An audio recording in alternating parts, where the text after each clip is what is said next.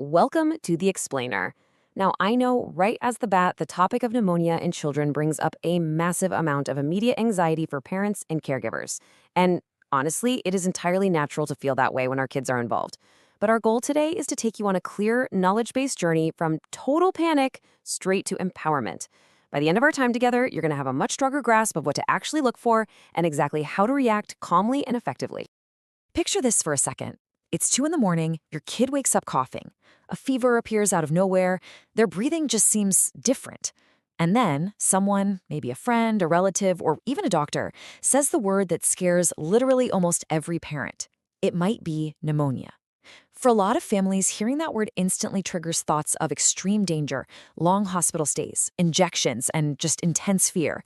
But the absolute truth we need to anchor ourselves to today is that not every single cough is pneumonia. Not every fever means a serious life-threatening infection. And crucially, not every pneumonia requires a hospital or extremely strong treatments. The most important tool you need right now isn't panic, it's knowledge. Okay, let's dive into part one. What is pneumonia actually? Let's get straight to the facts. Pneumonia, at its core, simply means inflammation inside the lungs. But to really grasp what that means, we kind of have to rethink how we view the lungs in the first place. Our source uses this brilliant metaphor. Your lungs are not just big, empty balloons waiting to be filled with air. Rather, they're a highly complex system of tiny, super delicate air spaces. And this is the exact place where oxygen physically enters the body. So when inflammation hits these specific, tiny areas, breathing becomes significantly more difficult, and the child's body suddenly has to work so much harder just to get the oxygen it desperately needs. So, what actually causes this inflammation? Well, the culprits include viruses, bacteria, sometimes fungi, and in certain specific situations, other underlying medical conditions. Now, why does breaking this down matter so much? Because we so often talk about pneumonia like it's just one single identical threat every single time. And it's really not. Pneumonia is a broad term, and these different types absolutely do not behave the same way. A viral pneumonia is a totally different scenario from a bacterial one. Which brings us to part 2, spotting the warning signs and really looking at the whole picture. Look, it is incredibly easy to jump to the absolute worst conclusion when your child is deeply congested. But a cough, a fever, and unusual breathing can actually happen with a wide variety of perfectly normal run-of-the-mill viral infections. Sometimes a child just has a ton of mucus in their airways and their breathing might sound pretty rough. Even to a doctor listening with a stethoscope, the lungs might sound a bit noisy. But mucus alone is not always pneumonia. And this is exactly why good doctors don't just look at one symptom in total isolation. They have to look at the whole picture to find the correct diagnosis, using a clear, logical sequence. Walk with me through this 4-step framework they use. First up, duration. How long has this illness actually lasted?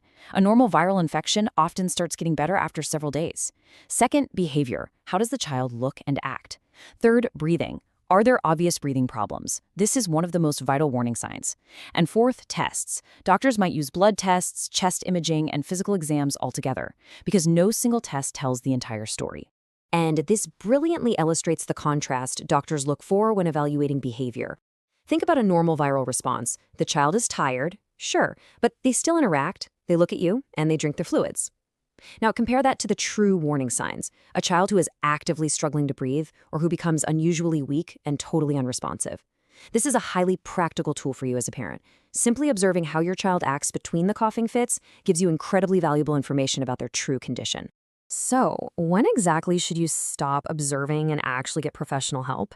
Well, you need to seek medical advice if a cold just isn't improving after about a week, or if the child gets noticeably worse after initially seeming to improve.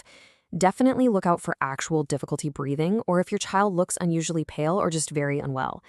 Also, you should act if a fever continues alongside a concerning overall condition, or if coughing becomes significantly worse instead of better over time. Now, having one of these signs doesn't guarantee your child has pneumonia, not at all. But these are the exact, definitive moments where you need to stop guessing and get professional medical advice. All right, let's move on to part 3. Do you need antibiotics? Let's talk about treating the illness. This brings us to a really critical question. Do all pneumonias need antibiotics? It is absolutely vital to remember that medicine is designed to treat the illness. It shouldn't just be prescribed to treat parental fear. When our child is sick, our immediate, fiercely protective instinct is to want the strongest, fastest-acting medicine available. We want a quick fix, right? But we really have to challenge that instinct with medical reality. So the crucial point really comes down to what is causing the illness. Antibiotics are powerful, amazing medicines, but they only work against and kill bacteria. On the flip side, we have viruses, which cause a massive amount of childhood respiratory infections. And viruses are completely unaffected by antibiotics. Completely. Giving antibiotics just in case for a viral infection absolutely does not speed up your child's recovery. Even worse, it's not a harmless choice. Every single unnecessary use of antibiotics actually increases the chance that bacteria will become harder to treat in the future.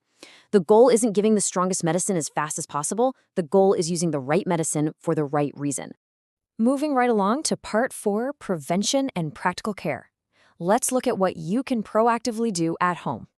Honestly, the best prevention and care strategies are surprisingly simple. It's all about helping your child's body do its natural job while it fights off the illness. Encourage them to drink plenty of fluids. Keep the indoor air comfortable. Absolutely avoid exposing them to smoke. Allow them to rest, but listen to this. Do not force unnecessary bed rest if they feel like moving around a bit. Let them be. Don't force them to eat food if they don't have an appetite while they're sick. And of course, follow recommended vaccinations and medical guidance. Sometimes, the absolute most powerful treatment is simply supporting the amazing human body rather than aggressively trying to fight a viral infection with unneeded medications. I want you to consider this incredibly powerful takeaway from our source. The safest parent is not the one who demands the most treatment. That totally flips the script on how we often think as caretakers, doesn't it? We usually think the more medicine we use, the safer we are. But the safest parent is actually the one who understands what is happening, knows what signs actually matter, knows when to wait, and knows exactly when to ask for professional help. True safety comes from knowledge, because knowledge reduces fear, and reduced fear leads to much, much better medical decisions for your child. Which brings us to our final takeaway. Pneumonia should never be ignored, for sure, but fear shouldn't dictate our response either. The next time your child gets sick, I really want you to try replacing that fearful question of how quickly can we start every possible treatment with this much more empowering question. What is the correct diagnosis, and what does this child actually need? Modern medicine gives us incredible, powerful tools, but your understanding is the most important tool of all, because an informed, observant parent can do so much more for a child than a frightened one. Think about how you can apply this calm, observant approach the next time illness strikes your home. Thank you so much for joining me for this explainer, and remember to keep asking the right questions.